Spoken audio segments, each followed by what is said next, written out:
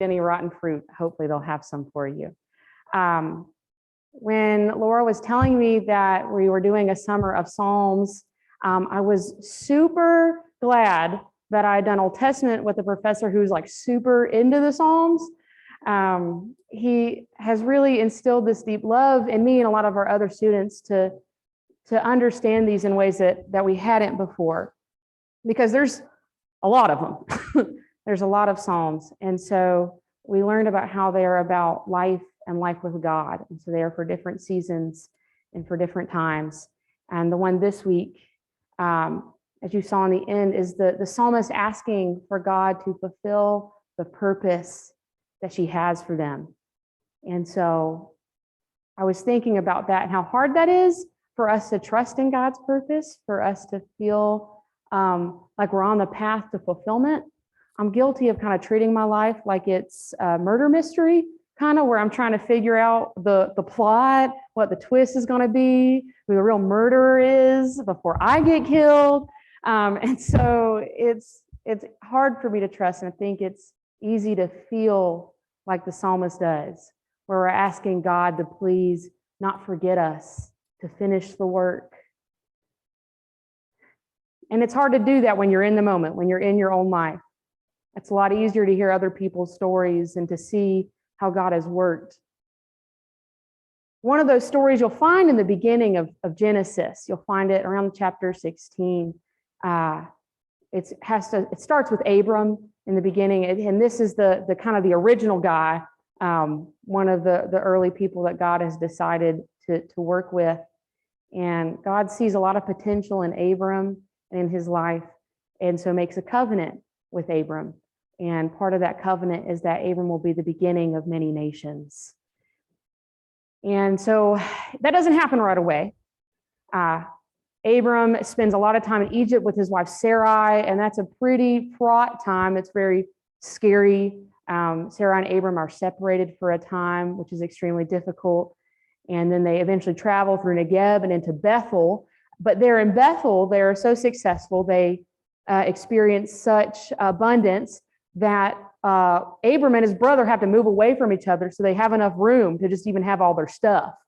Lot needed an extra garage, I think, or something like that. But still, after all this, there were still no children. And this started to weigh on Sarai as well as Abram, because in this society, just like in ours, we often make the mistake of assigning or valuing a woman based off of whether or not she can or does have children. So as Abram's reaching 90, past 90, and Sarai's pretty close behind, there starts to be this tension in her world as the one thing that she was expecting to get, that she had been waiting for, that she had kind of been surviving through Egypt on the trip to Negeb and then on to Bethel, and was expecting this at the end. She really thought that her chance had run out and that God wasn't going to show up this time. So she decides that she's going to do what God, she doesn't think is going to do, even though God is a God of promises. And she has this slave woman, Hagar, who is also an Egyptian. And maybe that reminds her of these people who had made her life so miserable back in Egypt. Or maybe Hagar isn't very nice, or maybe Hagar was very supportive and they got along really well. This is a really old story. The details are left out and we're just left with kind of the outline. But Hagar's also a slave. Slaves don't have choices. They're owned by another person. And Hagar belongs to Sarai and is to do what she's told. And she's told to go to Abram and to make this promise happen. And so they conceive a baby together. And however that works out, Hagar begins to annoy Sarai, begins to create some tension there, or Sarai begins to feel it. It's a lot of work to make a baby. So you can't really do the work for your mistress that you used to be doing, probably. You also have to be taken care of more. And that's probably more than a slave usually gets. And somewhere in all of this, they get really angry with each other, and Sarah asks Abraham to do something about it because she doesn't know her place anymore. And Abram takes this moment to decide that he actually doesn't want to be a part of this whole situation, and that he's just going to let Sarah handle it because that's her property, this person. And so she can handle her property. And that situation gets so miserable that Hagar leaves. She's an expecting mother, and she goes into the wilderness and finds a nice watering hole to lay down next to and die. That's how miserable her life was. And she expects to be there alone. She is friendless. She is a slave. She is far from home. And instead, she is met with God or a messenger from God. And they ask her, what are you doing here? And she explains that things have gone from bad to worse, that this was the better option, and she just wants to be left alone.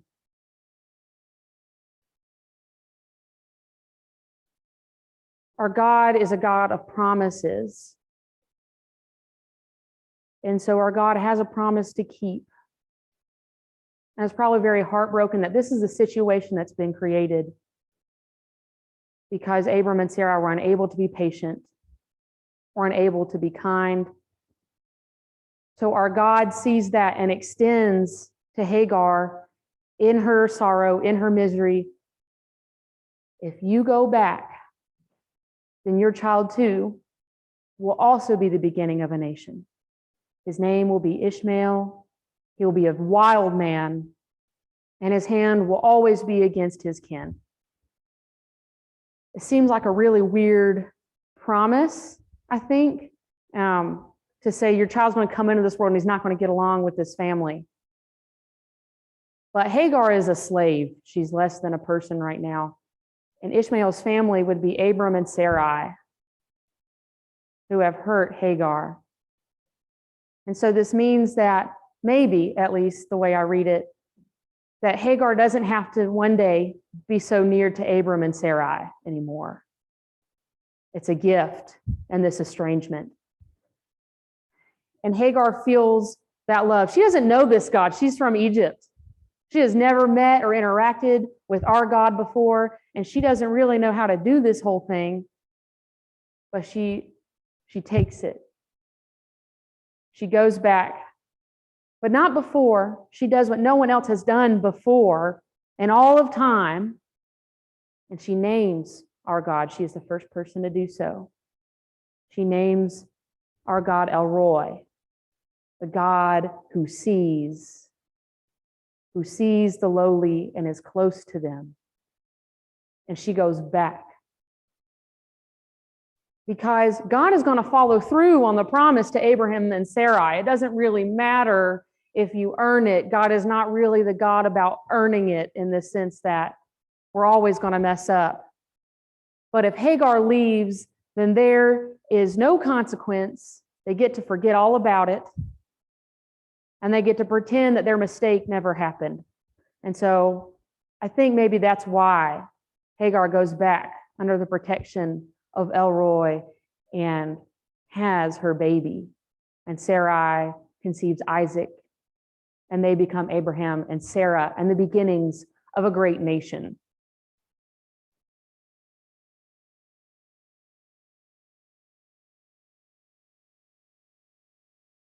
This story is like the hardest one I've ever read in the Bible. And there's a lot of hard ones, so I don't mean to pretend that it's easy, but there's a lot of hope in that as well. Our God makes promises and keeps them. The psalmist who wrote Psalm 138 knows that, but struggles as we do to remember how that works. Struggles to remember that God does show up, even if we're old, even if we have no hope of seeing how this is going to work out at all. Our God sees us and remembers us at our beginning. Will you pray with me?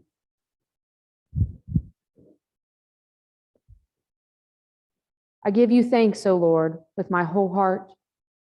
Before the gods, I sing your praise. I bow down toward your holy temple and give thanks to your name and your steadfast love and your faithfulness. For you have exalted your name and your word above everything. On the day I called, you answered me. You increased my strength of soul. All the kings of the earth shall praise you, O Lord, for they have heard the words of your mouth. They shall sing the ways of the Lord, for great is the glory of the Lord. For though the Lord is high, he regards the lowly, but the haughty he perceives from far away. Though I walk in the midst of trouble, you preserve me against the wrath of my enemies. You stretch out your hand, and your right hand delivers me. The Lord will fulfill his purpose for me. Your steadfast love, O Lord, endures forever. Do not forsake the work of your hands. Amen. Neil will lead us in our reflection song. If you'll stand, I don't know what hymn it is, but you can stay seated. Okay.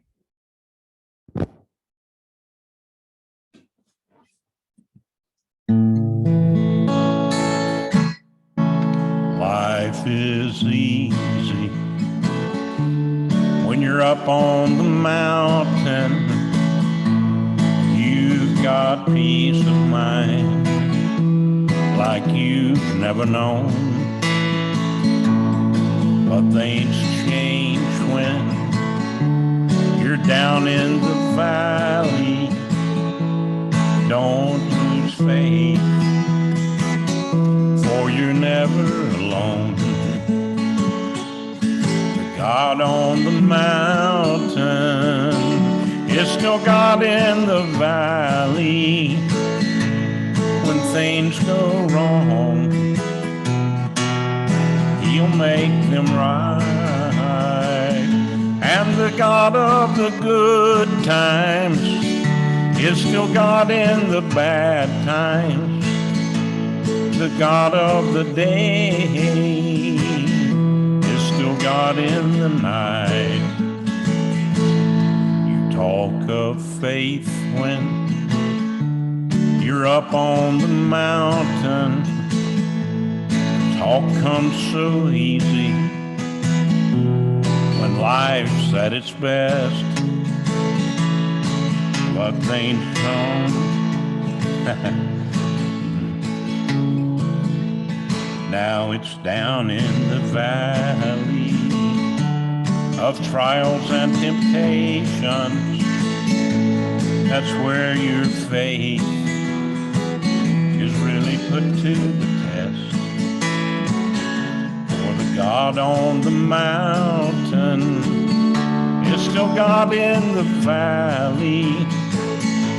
When things go wrong,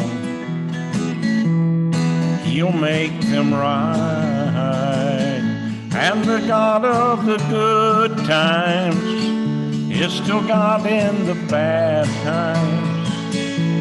The God of the day is still God in the night. The God of the day is still God in the night.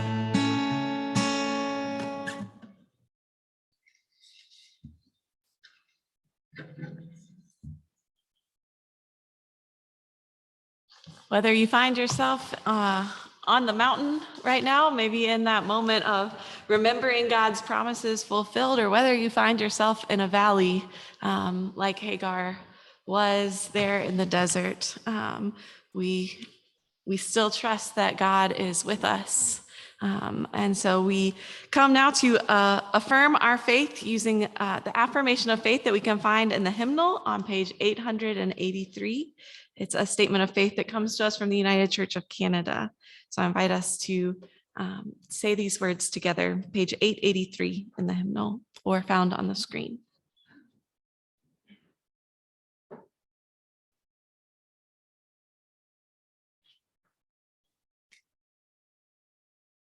We are not alone. We live in God's world.